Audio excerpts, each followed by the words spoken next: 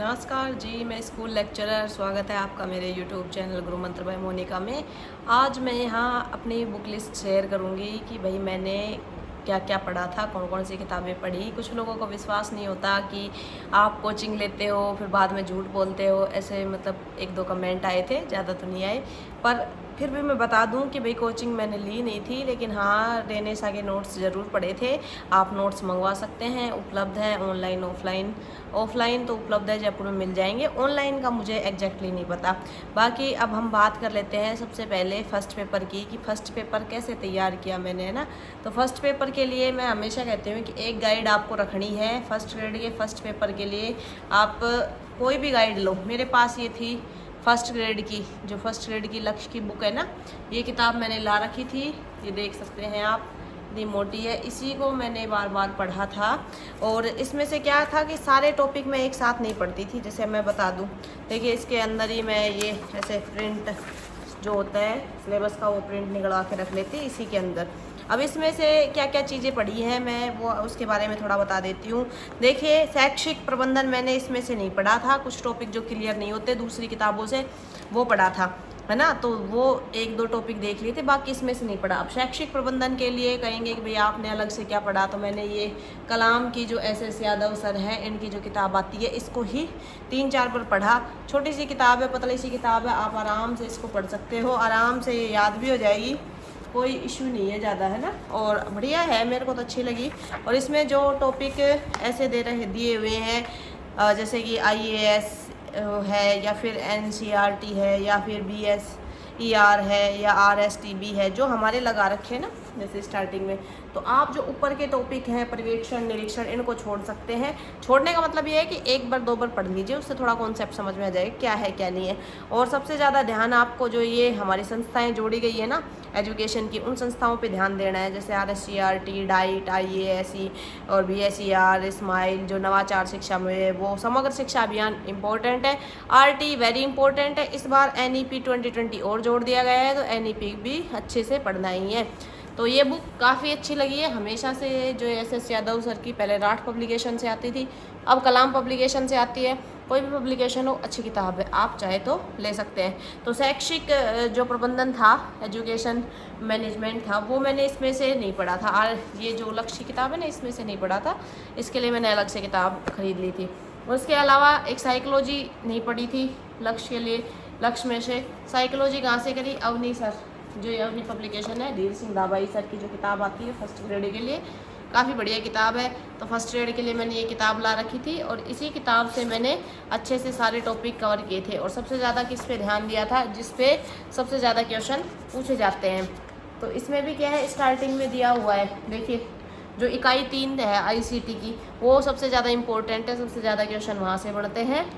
और बाकी इम्पोर्टेंट है, शिक्षा शास्त्र भी इम्पोर्टेंट है, उसमें से भी ठीक ठाक क्वेश्चन बढ़ते हैं। जो ये है ना शिक्षण प्रतिमान, सहकारी अधिगम, इनमें से ज़्यादा क्वेश्चन बढ़ते हैं, और टॉपिक कम है, क्वेश्चन ज़्यादा आ रहे हैं, और ठीक होने के चांस ज़्यादा होते हैं। तो इनको ज़्यादा ध्यान से पढ़े, अच्छे से पढ़े। और जो ये अधिगम है, या फिर जो व्यवहारवादी है, संज्ञानवादी है, ये आपने पहले भी किसी और एग्जाम की तैयारी में पढ़ा होगा, तो वहाँ से आपको ये काफ़ी मतलब उपयोगी लग सकते हैं कि भाई ठीक है, इन दोनों को आप आराम से कवर कर सकते हैं। पिछली बार क्या था कि जो शिक्षा शास्त्र और ICT थी ना, उसी को जोड़ा गया था विषय के साथ। मतलब पहले तो क्या था, पूरी साइकोलॉजी ही विषय के साथ आती थी, लेकिन लास्ट ईयर क्या कर दिया इन्होंने कि विषय के साथ सिर्फ 2 टॉपिक, 2 ये इकाइयाँ जोड़ दी, शिक्षा शास्त्र वाली और ICT की वाली। और जो शैक्षिक नॉर्मल मनोविज्ञान है, किशोर अधिगमकर्ता का विकास, अधिगम, समायोजन, कुसमायोजन, रक्षा युक्तियाँ, मानसिक स्वास्थ्य, मेघात्म बुद्धि और महत्वपूर्ण संपर्क, इन सबको फर्स्ट पेपर के साथ कर दिया, जिससे क्या हुआ कि संख्या थोड़ी सवालों की कम हो गई है ना। तो इनको इतना ज़्यादा डिटेल नहीं पढ़ना है। अगर अभी भी ऐसे ही है सिलेबस में, तो आप क्या करें, इनको बहुत ज़्यादा डिटेल में ना पढ़ें, और नॉर्मल मोटा मोटा देख लें कि भाई संज्ञानात्मक क्या होता है, और व्यवहारवादी कौन कौन थे, व्यवहारवाद क्या होता है, इनकी जो बेसिक जानकारी है वो आप ले लें, उससे आपका काम चल जाएगा। मेरे अकॉर्डिंग बढ़िया हो जाता है, क्योंकि बहुत सारे फर्स्ट पेपर के अंदर तो इतने सारे सेगमेंट ऑलरेडी जोड़ रखे हैं, इतना बड़ा विषय जोड़ रखे हैं, कई सारे विषय जोड़ रखे हैं। तो उसमें से भी अगर अपन ऐसे सब सब्जेक्ट को डीपली पढ़ने लग जाएंगे, तो फिर अपना रिविज़न नहीं हो पाएगा। अब बात कर लेते हैं राजस्थान के इतिहास और कल्चर के लिए। मैंने हमेशा बताया कि मैं राजस्थान के इतिहास और कल्चर कोई भी एग्जाम हो कहीं और से पढ़ती ही नहीं। ये तो 10वीं की किताब है, राजस्थान की संस्कृति और इतिहास है ना, इतिहास और संस्कृति की बहुत अच्छी किताब है। छोटी सी किताब में मैं इसी को ही पढ़ती हूँ, बार बार इसी को ही रिपीट करती रहती हूँ, तो आप भी इससे अच्छे से कवर कर सकते हैं। और जो राजस्थान की स्वतंत्रता आंदोलन, शौर्य परंपरा है, जैसे प्रजामंडल वगैरह है, एकीकरण वगैरह है, वो इस 9वीं की किताब से कवर हो जाते हैं। इतने ही पूछे जाते हैं, किसान आंदोलन वगैरह सब चीज़ इसमें दे रखी है। तो राजस्थान के लिए जो आर्ट एंड कल्चर है उसको कवर करने के लिए मैंने सिर्फ इन 2 किताबों का सहारा लिया। इन 2 किताबों के अलावा कुछ नहीं पढ़ा, ना ही लक्ष्य में से पढ़ा था, क्योंकि लक्ष्य में बहुत ज़्यादा बड़ा दे रखा है, कोई फ़ायदा नहीं है 10 जगह से चीज़ों को पढ़ने का, फिर रिवाइज नहीं हो पाएंगी, फिर क्या फ़ायदा। ज्योग्राफी, राजस्थान की ज्योग्राफी के जो टॉपिक लगाए गए थे, तो ज्योग्राफी में इससे राजस्थान का जो सिखवाल की किताब आती है मानचित्रावली के नाम से, इससे कवर करती हूँ। मुझे लगता है ज्योग्राफी के क्वेश्चन इतने ही पूछे जाते हैं, बहुत ज़्यादा जनसंख्या को छोड़ के बहुत ज़्यादा डीप क्वेश्चन नहीं पूछे जाते। तो जनसंख्या वाला टॉपिक है ना, उसमें से बहुत ज़्यादा डीप क्वेश्चन पूछे जाते हैं। तो उसके लिए आप ये कर सकते हो कि PYQ का सहारा ले सकते हो, साथ साथ PYQ से आपको बेसिक समझ में आ जाएगा। बाकी ज्योग्राफी है वो इसमें अच्छी दे रखी है। आजकल थोड़ा पैटर्न ज्योग्राफी का बदल रहा है, जैसे कि पहाड़ियाँ हैं या फिर उनकी चोटियाँ हैं, उनकी ऊंचाइयों के बारे में आगे पीछे जमवा लेता है, छोटी छोटी चोटियों के नाम भी पूछ रहा है, पर इसमें काफ़ी हद तक चीज़ें दे रखी है, कवर कर रखी है, अपने को याद ही तो करनी है। तो ज्योग्राफी में अपन यहाँ से याद कर लेंगे इनकी जो चोटियाँ हैं ना वो, और इसमें जो रियासतों के पुराने नाम भी है, बांध बावड़िया है, ड्रेनेज का सिस्टम है, उद्योग हैं, तो सारे उद्योग अलग अलग दे रखे हैं। तो उद्योग तो इससे बाहर जाते ही नहीं है, इतनी बढ़िया मानचित्र के साथ आती है ये। अब तो 41 जिलों के अकॉर्डिंग अपडेट होके आ गई होगी, तो आप नई वाली ले सकते हैं और उसको पढ़ सकते हैं। इसमें कल्चर भी कवर होती है, वैसे कल्चर का भी कुछ पार्ट दे रखा है, वाद्य यंत्र वगैरह भी दे रखे हैं, तो काफ़ी काम की चीज़ लगी मुझे। ये छोटी सी किताब है और अच्छे से आप इसको कवर कर पाएंगे, जल्दी जल्दी पढ़ भी पाएंगे। अब ये तो बात हो गई अपने राजस्थान के आर्ट एंड कल्चर और ज्योग्राफी की, है ना। अब हम हिंदी के बारे में बात कर लें, तो हिंदी के लिए देखिए 5 क्वेश्चन आते हैं फर्स्ट पेपर के अंदर। तो फर्स्ट पेपर के अंदर 5 क्वेश्चन के लिए मेरे को लगता है ये वाली बुक काफ़ी सही है, ज़्यादा बड़ी भी नहीं है। हिंदी व्याकरण रचना प्रबोध, जो टॉपिक दे रखे हैं आपके सिलेबस के अंदर, वो टॉपिक को पढ़िए आराम से, इससे कवर कर लीजिए, ठीक है। कवर करने के बाद आपकी इच्छा है कि आप कहाँ से प्रैक्टिस करते हैं। प्रैक्टिस करना बहुत ज़रूरी है हिंदी व्याकरण में, जब ये क्वेश्चन सही होंगे। तो ये 9 से 12 की बोर्ड के अंदर चलती है, हिंदी व्याकरण और रचना प्रबोध के नाम से। तो आप ये किताब ले सकते हैं। और इसके अलावा आप प्रैक्टिस कहाँ से करेंगे, दिशा की आती है एक हिंदी व्याकरण की, मैं अभी आपको दिखाती हूँ। दिशा 2020 के नाम से ना, दिशा के नाम से हिंदी व्याकरण की ये किताब है। मेरे पास थोड़ी पुरानी है, ये 10वां एडिशन है। अभी मुझे लगता है कि काफ़ी और एडिशन भी आ गए होंगे। इसमें पुराने जितने भी पेपर है ना, और जिसमें हिंदी पूछी गई है, वो सारे सवाल का कलेक्शन है, वो आप पढ़ सकते हो। इससे क्या है, प्रैक्टिस हो जाएगी और आपको हेल्प मिलेगी बहुत ज़्यादा। अब हमारे एक इम्पोर्टेंट रोल अदा करता है मैथ, है ना। तो मैथ के लिए आप क्या कर सकते हैं, मैथ के लिए कुछ ही नहीं आता, कोई सोर्स नहीं है। 9वीं 10वीं किताब उपलब्ध हो जाए तो बोर्ड की 9वीं 10वीं की किताब ले लो, उससे पढ़ लो। नहीं तो ये जो किताब है अपनी लक्ष्य की किताब है, इसके अंदर भी मैथ दी हुई है। वो तो कुछ टॉपिक आप इससे पढ़ सकते हो, जैसे माध्यिका है, बहुलक है ना, और केंद्रीय प्रवृत्तियाँ हैं, और भी कई ऐसे टॉपिक हैं जो आप अच्छे से कवर कर सकते हो। जैसे मैं थोड़ा सा बता दूँ आपको, जैसे प्राकृत संख्याएँ हैं, पूर्णांक है, पूर्ण संख्या है, वास्तविक संख्याएँ हैं, परिमेय, परिमेय संख्या, बहुपद है। इंपॉर्टेंट इतना मतलब इजी भी है ज़्यादा, एक एक क्वेश्चन आने की संभावना भी रहती है। क्षेत्रफल और आयतन है, तो थोड़ा सा क्षेत्रफल आयतन इसमें समझ में नहीं आए ना, तो आप क्या करना, 9वीं 10वीं किताब में क्षेत्रफल और आयतन बहुत अच्छे से समझा रखा है, वहाँ से कर लो। वहाँ से सीधे क्वेश्चन भी उठ जाते हैं, एकदम एग्जैक्ट क्वेश्चन उठते हैं, तो आपके सही होने की संभावना ज़्यादा अच्छी होगी। सांख्यिकी पढ़ सकते हैं आप, और लेखा चित्र है जो ग्राफ है वो पढ़ सकते हैं, इससे आपको बहुत फ़ायदा मिलेगा। 2-3 क्वेश्चन भी लीड कर जाएंगे आप, तो सिलेक्शन के लिए काफ़ी मदद मिल जाएगी, ठीक है जी। और ज्योग्राफी का बता ही दिया मैंने, राजस्थान का कल्चर बता दिया। अब भारत की बात आती है, भारत की जो इतिहास है, भारत के जो इतिहास में हमारे टॉपिक जोड़े गए हैं ना, 1857 की क्रांति है, जो प्रमुख राष्ट्रवादी नेता है, आंदोलन है, तो उनको कहाँ से पढ़ना है, उनको मैंने तो सिर्फ इसी किताब में से पढ़ा था, लक्ष्य की जो ये किताब है ना। अब उसके लिए इतने से मैटर के लिए इधर उधर भटकने से अच्छा है कि अपन इसी में से कवर कर ले। और पॉलिटी का मैटर भी इसी में से कवर किया था, क्योंकि अच्छा दे रखा है पॉलिटी में। देखिए जो राजस्थान की पॉलिटी है ना, राजस्थान की पॉलिटी दे नहीं रखी, इंडिया की पॉलिटी है। इंडिया की पॉलिटी में बेसिक ही क्वेश्चन ज़्यादा पूछते हैं, मतलब बहुत कम चांस है कि ज़्यादा कोई राष्ट्रपति के बारे में, जैसे राजस्थान की पॉलिटी के बारे में राज्यपाल वगैरह के बारे में पूछते हैं, वैसे राष्ट्रपति के बारे में नहीं पूछते।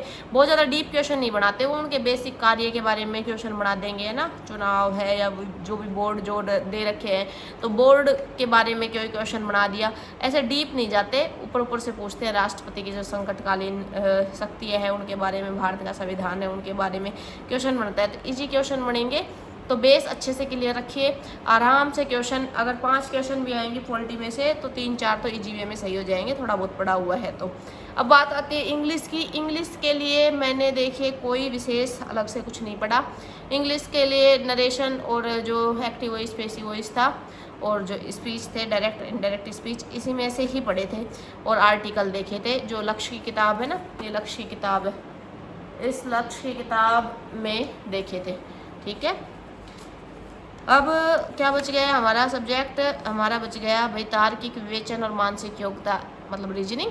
तो रीजनिंग के लिए आप चाहें तो लक्ष्य की किताब में से भी देख सकते हैं, और अगर आपके पास कोई और किताब हो, मेरे पास तो जैसे ये ल्यूसेंट की थी, तो एक आध टॉपिक कोई ऐसा लगता टफ लगता मुझे तो मैं इसमें से देख लेती, नहीं तो बाकी तो सारे ठीक ही थे। घनघनाभ जो पासा वाला है ना वो थोड़ा सा टफ पड़ता है, बाकी सारे टॉपिक इजी हैं, जैसे सादृश्यता है, श्रृंखला परीक्षण, कूट कूटवाचन, रक्त संबंध, वेन, आरेख, वर्णमाला, श्रेणी, समय अनुक्रम, गणितीय अंक, गणितीय तर्क शक्ति, आंकड़ों की पर्याप्तता, घनघनाभ पासा। तो घनघनाभ पासा में एक ट्रिकी क्वेश्चन बन जाते हैं। बाकी आप इससे ये नहीं हो तो एक मेरे पास ये थी, ये मतलब मेरी नहीं थी, हमारे घर में ही किसी की थी, उन्होंने मुझे दे दी, तो मतलब ये काम आई थी। इन दोनों में से आप कोई भी एक किताब जो भी आपके पास हो, नहीं भी हो तो चलेगी, गाइड में से कवर आराम से हो जाएगा, तो गाइड में से आप पढ़ लेना। अब आ गई साइंस की बात। साइंस कहाँ से पढ़ी? साइंस के लिए लोगों को विश्वास नहीं होता, अब मैं दिखा देती हूँ। मेरे पास कितनी पुरानी किताबें हैं, नई भी नहीं है, पता नहीं कोई बच्चों की पहले की है, कभी पहले खरीद के लाई हुई। देखिए ये जिल्द वगैरह लगी हुई ना, चौड़ा रास्ता से खरीदी हुई है। ये किताबें रीट के टाइम 2018 में मैंने खरीदी थी, है ना, 2018 भी क्या 17 में ही खरीदी थी, क्योंकि उस टाइम भी रीट की तैयारी के लिए भाई किताबों की आवश्यकता थी, तो भाई पढ़ना ही था। तो उस टाइम के लगभग खरीदी हुई किताबें हैं ये, और ये इनका कवर है, देख लीजिए, इसमें दिख रहा होगा ना, कक्षा 10 के लिए ये है। और इसमें आगे सारे टॉपिक ऐसे दे रखे हैं, पन्ने भी देख सकते हो आप, पहले के हैं ना, तो थोड़े पुराने पुराने हैं, तो पुरानी किताबें ही है। इसी से ही मैंने फर्स्ट ग्रेड का जो साइंस के टॉपिक हैं वो टॉपिक को कवर किया। अब इसमें देखो सारे के सारे आपके ऐसे कैसे टॉपिक जोड़ रखे हैं, जिस परमाणु अणु है ना, और नियंत्रण है, समन्वय है, जैव, हाँ, ऊतक है, तो ये सारे दे रखे हैं। अनुवांशिकता और जैव विकास है, पूरे चैप्टर, इनकी फ़ोटो और डाल दूंगी मैं, पूरे के पूरे चैप्टर इसमें दे रखे हैं जो हमारे टॉपिक में है। ये तो 10वीं की है और ये 9th की है, ये वाली 9th की है, कक्षा 9 की विज्ञान की किताब है। तो इसके अंदर भी दोनों किताबों में मिला के हमारे टॉपिक क्या हो जा रहे हैं, कवर हो जा रहे हैं दोनों किताबों में। दोनों किताबों में अणु, परमाणु, ऊतक, जीवों में विविधता, ये सब कंप्लीट हो जा रहे हैं, इसलिए ये 2 किताब साइंस के लिए मुझे लगता है बेस्ट है।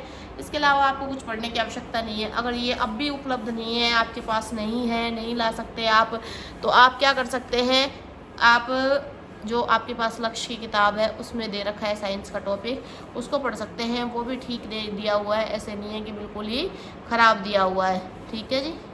और मुझे लगता है कि मैंने सारी चीज़ आपको बता ही दी है भाई, सब चीज़ें कहाँ से कवर की। अगर वीडियो अच्छी लगी तो वीडियो को लाइक करें, चैनल को सब्सक्राइब करें। और करंट की बात रही, करंट का तो आप थोड़ा बहुत देख लेना, करंट का इतना ज़्यादा फर्स्ट ग्रेड में नहीं है, कुछ क्वेश्चन ही आएंगे, तो करंट के लिए आप मूमल या क्रोनोलॉजी में से कुछ पढ़ लेना। और अगर डेली क्लास देखना चाहते हो तो नानक क्लास एक सर की आती है, गणपत जी सर की भी आती है, उनकी पर एक साथ एक बारी आती है, महीने में या वीक में, मुझे नहीं पता, लेकिन हाँ वो एक साथ इकट्ठा डालते हैं, तो आप वो देख सकते हो, आपकी इच्छा है। और डेली देखना चाहो तो नानक सर की क्लास देख सकते हो। तो चलो चलते हैं, आज के लिए वीडियो इतना ही। वीडियो अच्छा लगे तो लाइक कीजिए, चैनल को सब्सक्राइब कीजिए, अपने दोस्तों में शेयर कीजिए। ये तो फर्स्ट पेपर की बुक्स थी, और अपन जल्दी ही सेकंड पेपर की बुक लिस्ट भी लेके आएंगे। आपके कोई डाउट हो तो कमेंट कीजिए। Thank you.